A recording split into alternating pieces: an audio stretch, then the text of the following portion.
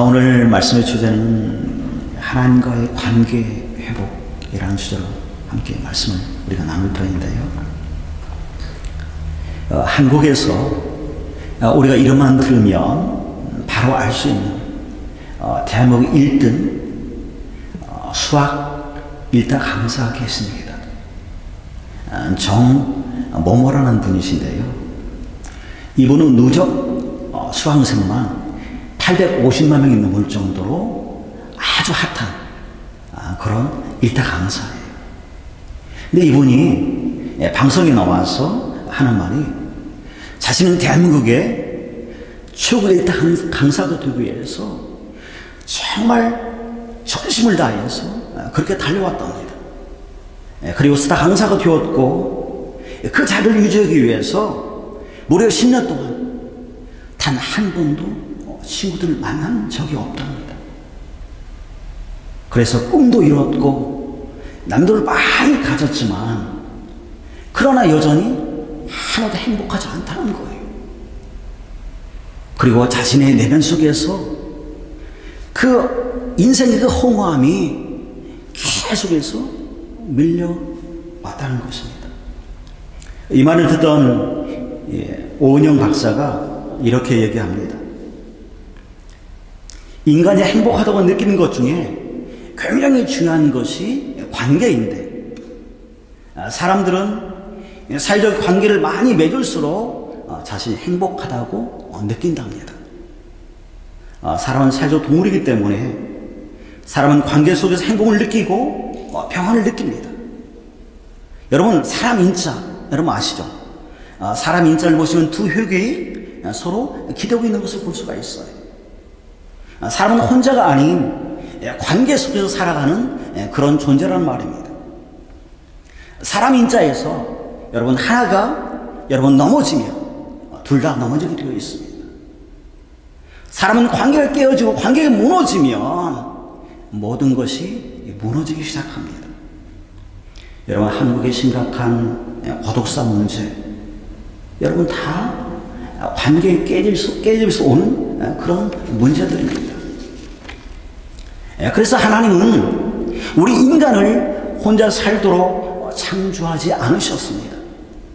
하나님 아담을 창조하시고 홀로 두지 아니하시고 하와를 창조하신 것은 아담과 하와가 서로 기대면서 사회적 관계 속에서 살아가게 하기 위해서 그렇게 창조하신 것입니다. 하나님은 여기에 더해서 인간들끼리 서로 사회적 관계 속에서 살아갈 뿐만 아니라 하나님과의 그 관계 속에서 살아가도록 창조하셨습니다. 그래서 사람은 행복하라면 이 두 관계 속에서 살아갈 때 진정한 행복을 느낄 수 있습니다. 여러분이 하나님과의 관계 속에서 살아갈 때 행복하게 되어지고, 또 여러분들이 사람과의 관계 속에서 살아가게 될 때 여러분이 행복하게 된다는 것입니다. 여러분, 이 관계가 깨어지면 삶의 균열이 찾아오게 되어지고 자신이 불행하다고 느끼게 되어집니다. 여러분, 죄가 세상에 들어왔을 때 죄로 말미암아 하나님과 아담의 관계가 깨어졌을 때 아담과 하와가 취한 행동은 여러분 숨는 거였습니다. 죄는 하나님과 우리의 관계를 깨뜨릴 뿐만 아니라 사람과 사람의 관계도 무너지고 깨뜨리게 만듭니다. 여러분, 죄가 들어오죠? 어떻습니까? 가인과 아벨이 형제였지만 그러나 죄가 그들 가운데 들어가자 형제에도 불구하고 가인이 동생 아벨을 죽이는 그런 끔찍한 일들이 일어나게 됩니다. 여러분, 우리가 기억할 것은 하나님과의 관계가 깨어지며 사람과의 관계도 깨어진다는 것입니다. 여러분, 이 관계의 깨어짐에서 우리를 회복시키기 위해서 오신 분, 그분이 예수님이십니다. 여러분, 마태복음 1장에 보시면 예수님이 태어나실 때 구약의 이사야서의 말씀을 인용하는데 이렇게 말씀합니다. 보라, 처녀가 잉타하여 아들을 낳을 것이요 그의 이름을 임마누엘이라 하리라. 예수님의 또 다른 이름이 임마누엘이죠. 임마누엘은 하나님이 우리와 함께 계시다는 뜻입니다. 죄로 인해 생긴 하나님과 인간 사이의 그 깨어짐을 회복시키시고, 하나님이 우리 인간 속에 들어와서 함께 계시게 하기 위해서 이 땅에 오신 분, 그분이 예수님이십니다. 여러분, 아멘이십니까? 아멘이죠. 구원받은 자에게 주어지는 최고의 축복은 하나님과의 관계의 회복입니다. 우리가 오늘 읽은 본문 속에서도 로마서 5장 1절에 보시면 우리 주 예수 그리스도로 말미암아 하나님과 화평을 누리자고 말씀합니다. 우리 성경에는 보면 화평을 누리자로 되어 있는데 원어로 보면 현재형으로 되어 있습니다. 예수 그리스도로 말미암아 하나님과 화평을 누린다입니다. 우리가 예수 그리스도를 믿는 순간, 그 순간 하나님과의 화평 안으로 우리가 들어가게 되는 것입니다. 이게 예수 믿는 자의 복이고 축복입니다. 우리는 대개 축복하면 물질인 것들을 먼저 생각해요. 물질의 축복을 많이 받으면 그것이 하나님의 축복이고, 내 자녀가 잘 되면 그것이 하나님의 축복이고, 우리는 그렇게 생각합니다. 여러분, 이런 것도 축복이지만, 그러나 하나님 믿는 자에게 주시는 첫 번째 축복은 이런 축복이 아니라 하나님과 화평케 되는 그런 축복입니다. 물질보다도, 자녀보다도, 내 사업보다도 더 중요한 것은, 그리고 가장 큰 축복은 하나님이 주시는 그 화평의 축복입니다. 여러분, 화평이 히브리 말로는 샬롬인데, 히브리 사람들이 인사할 때 샬롬 그러죠. 우리가 이렇게 샬롬이라고 인사하잖아요. 그런데 또 재미있는 것은 히브리 사람들은 누구에게 복을 빌 때 우리는 복 많이 받으세요. 그런데 히브리 사람들은 샬롬이라고 인사합니다. 샬롬. 히브리 사람들은 최고의 축복이 샬롬이라고 생각합니다. 여러분, 샬롬이 화평이에요. 화평은, 샬롬은 하나님과 아주 잘 지내는 것, 하나님과 바른 관계 속으로 내가 들어가는 것, 그것을 화평, 샬롬이라고 얘기합니다. 최고의 복은 바로 우리가 샬롬, 하나님과의 바른 관계 속에 들어가는 것, 그것을 말합니다. 그 복을 우리 하나님이 예수 믿는 저와 여러분에게 주셨어요. 우리가 예수를 믿으면, 예수를 나의 구원자로 내가 받아들이면 그 복이 이미 내 안에 들어와 있는 것입니다. 그래서 오늘 본문 속에서도 우리로 하여금 하나님과 화평을 누린다라고 말씀합니다. 여러분, 그런데 우리는 어떻습니까? 최고의 복인 하나님과 화평을 우리는 누리지 못하고, 우리는 대개 뭔가를 달라고 요구를 많이 하죠. 이미 가장 큰 축복을 받았음에도 불구하고 우리는 여전히 어린아이처럼 하나님께 뭔가를 달라고 우리는 요구합니다. 그것이 우리의 삶에 너무나 익숙해요. 이것 주세요, 저것 주세요, 이것 주세요, 저것 주세요. 여러분, 이것 주세요, 저것 주세요. 더 중요한 것은 우리가 하나님과의 바른 관계 안으로 들어가는 것입니다. 우리의 깨진 그 관계를 회복하는 것이 가장 먼저 중요해요.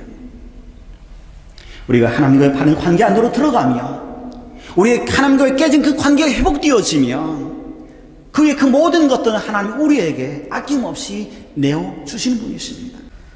제가 베델교회를 목회를 하면서, 여러분, 작은 교회잖아요.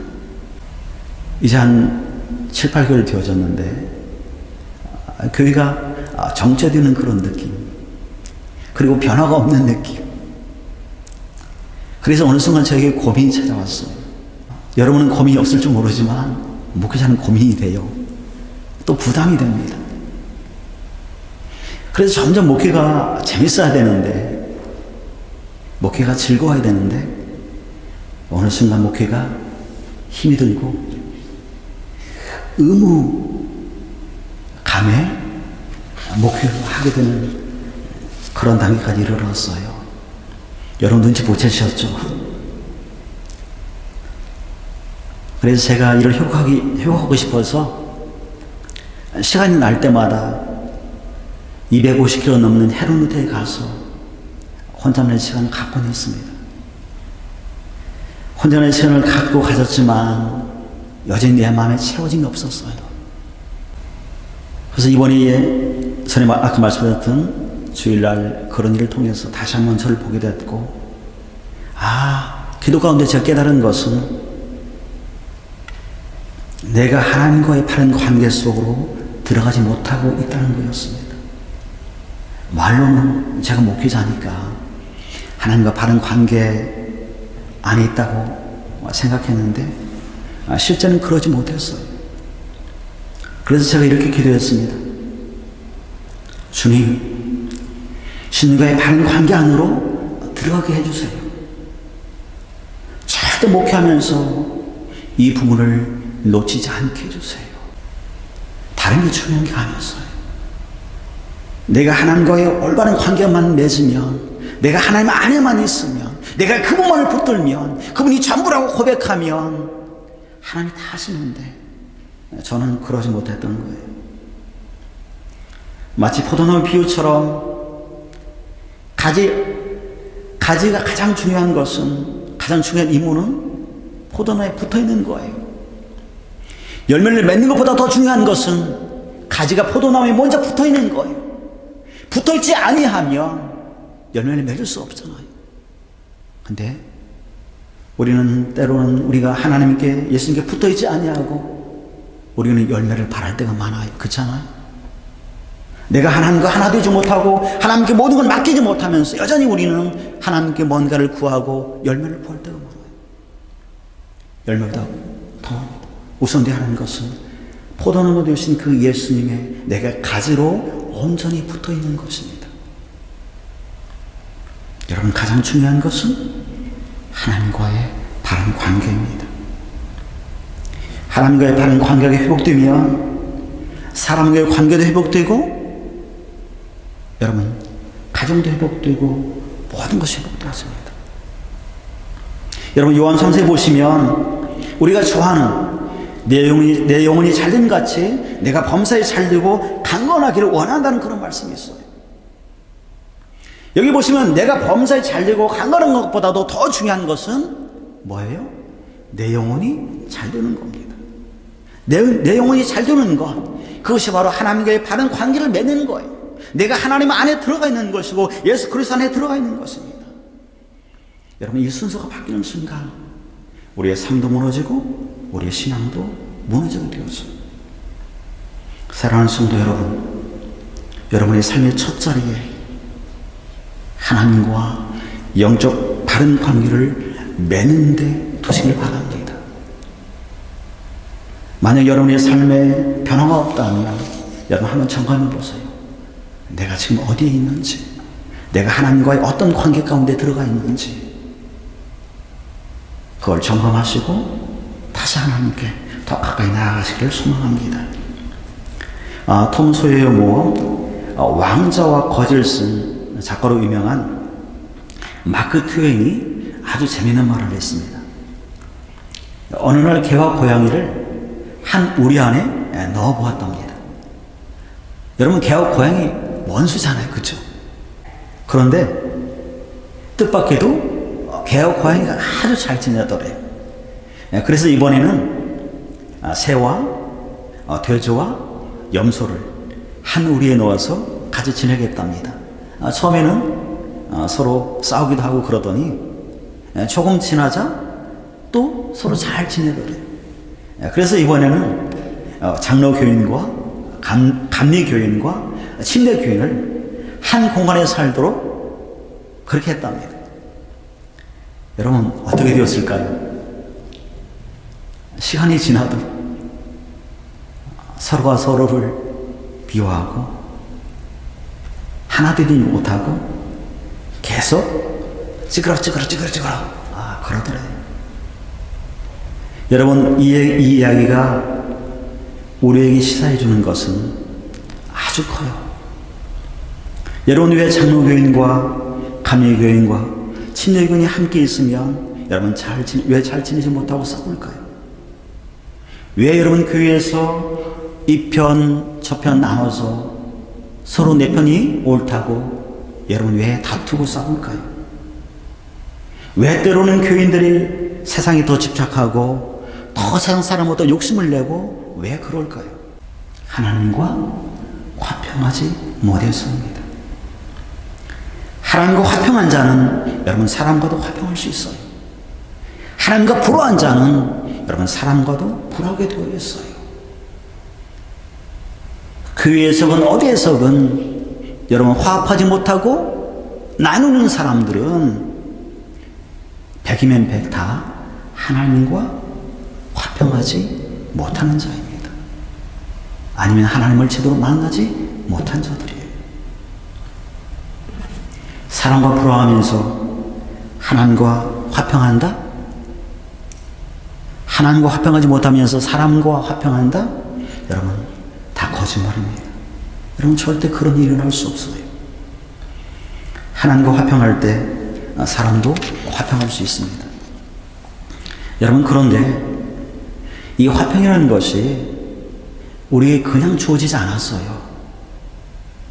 여기에는 예수 그리스도의 희생이 있고 하나님의 사랑이 담겨 있어요.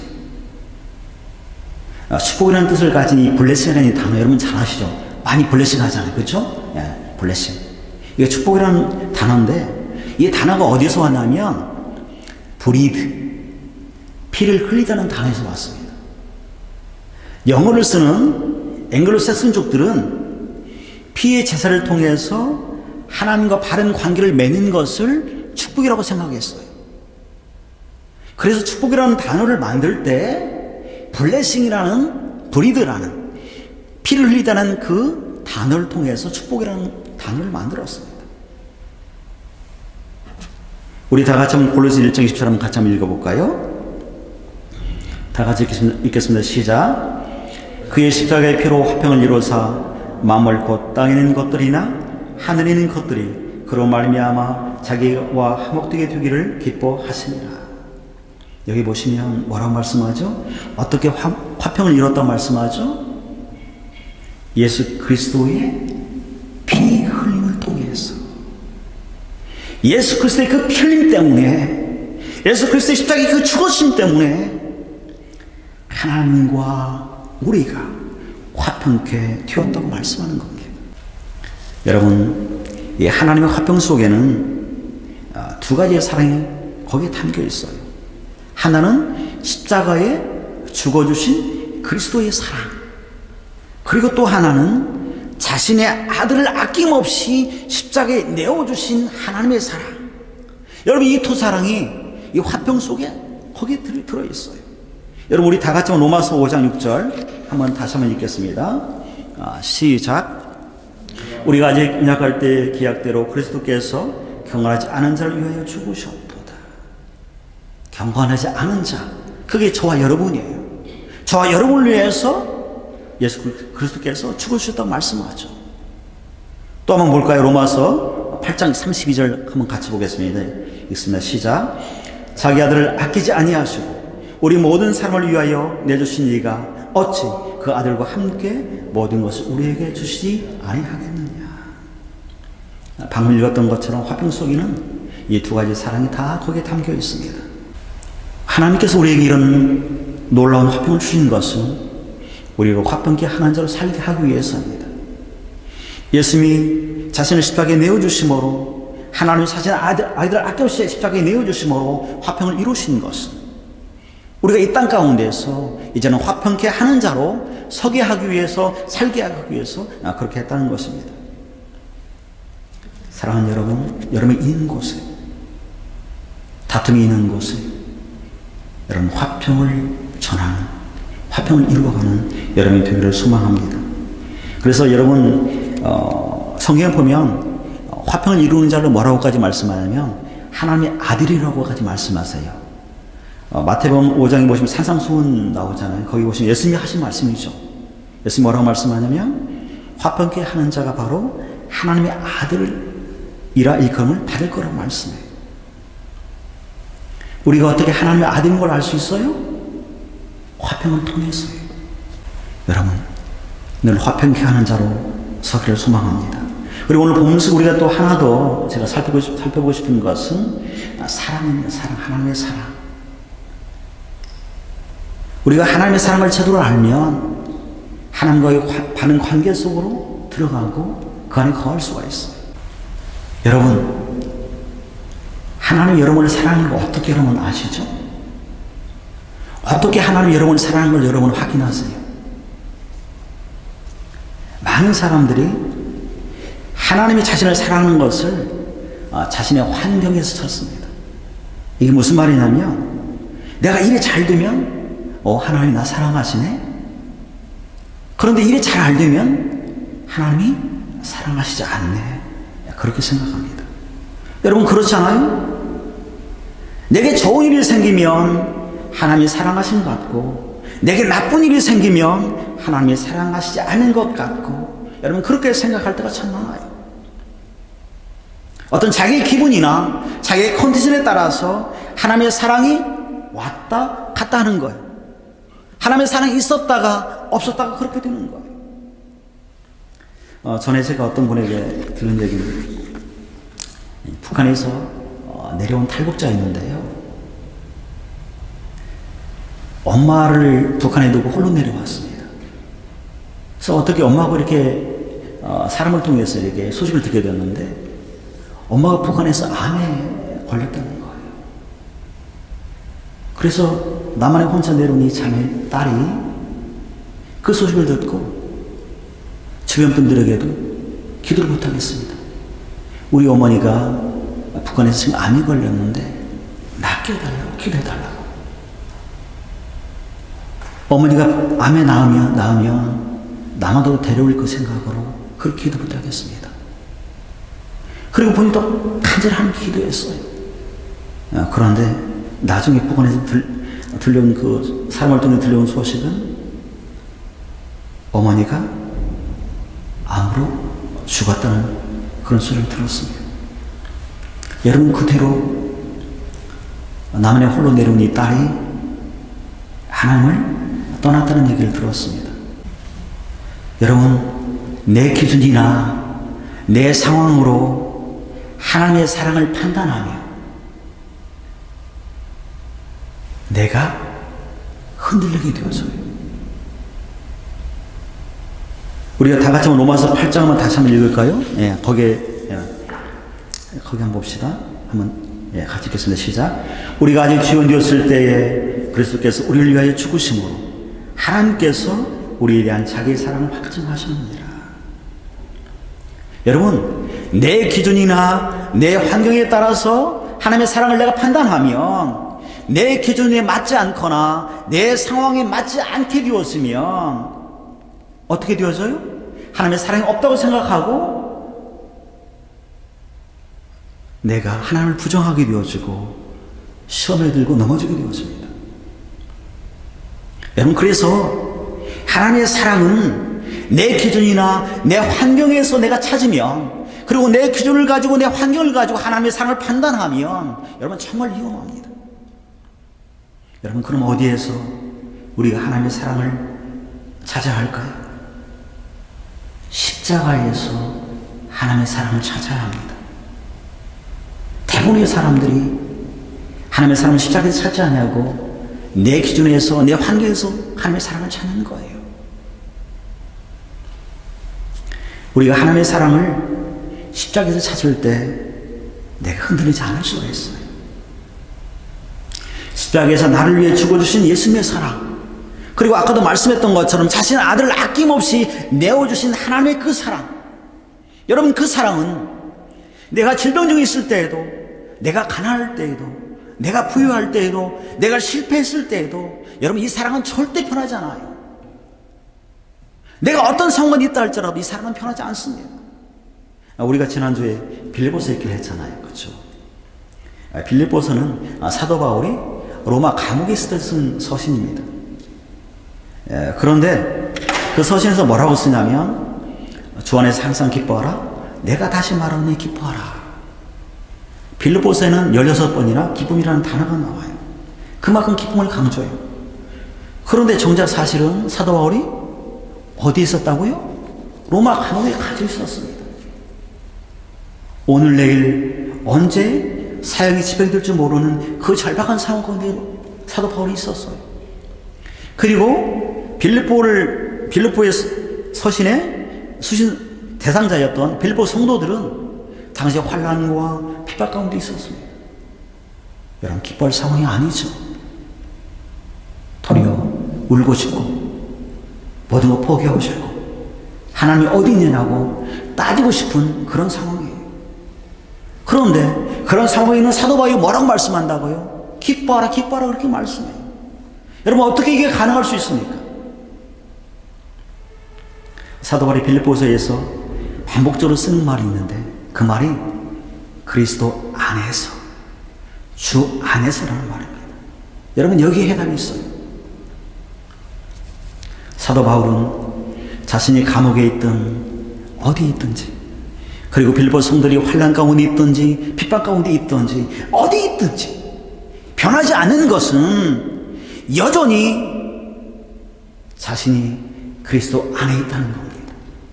그리고 여전히 십자가의 그 사랑이 그와 함께 한다는 거예요. 여러분, 우리가 흔들리지 않을 수 있는 것은 어떤 상황, 어떤 환경 가운데서도 우리는 그리스도 안에 있다는 것입니다. 그리고 십자가의 사랑은 결코 변하지 않는다는 거예요. 여러분, 폴란드에 있는 아우슈비츠 수용소, 여러분 아시죠? 아마 갔다 오신 분들 계실 터인데 히틀러 당시에 수많은 많은 유대인들이 학살당했던 그런 현장이죠. 그 참고한 수용소에서 유대인들은 절규하듯이 하나님께 부르짖었습니다. 하나님, 지금 어디 계십니까? 왜 이런 일을 나에게 허용하십니까? 이런 피맺힌 절규를 연합군이 수용소를 탈환할 때까지 계속되었습니다. 전쟁이 끝나고 연합군이 포로성에 들어갔을 때 벽에 우리가 설교 후에 이제 부를 찬송가 304장의 가사가 써 있었습니다. 그 끝인 하나님의 사랑 말로 다 형용 못하네. 하늘을 두루마리 삼고 바다를 먹물 삼아도 한없는 하나님의 사랑 다 기록할 수 없겠네. 여러분, 이 찬송 놀랍잖아요. 그런데 더 놀라운 것은 이 찬송가를 쓴 그 밑에 이렇게 써 있었습니다. 하나님은 여기에 계십니다. 변하지 않은 하나님의 그 사랑 때문에 그 끔찍한 아우슈비츠 수용소에서도 그들이 견딜 수 있었던 것입니다. 여러분, 우리가 사순절을 지나고 있는데 사순절을 지나고 있는 지금 특별히 우리에게 화평을 선물로 주기 위해서 십자가에 자신을 내어주신 예수님의 그 사랑과 그 아들을 아낌없이 십자가에 내어주신 하나님의 그 사랑을 기억하시면서 여러분, 이 땅 가운데에서 화평케 하는 자로 여러분 살기를 주의 이름으로 축원합니다.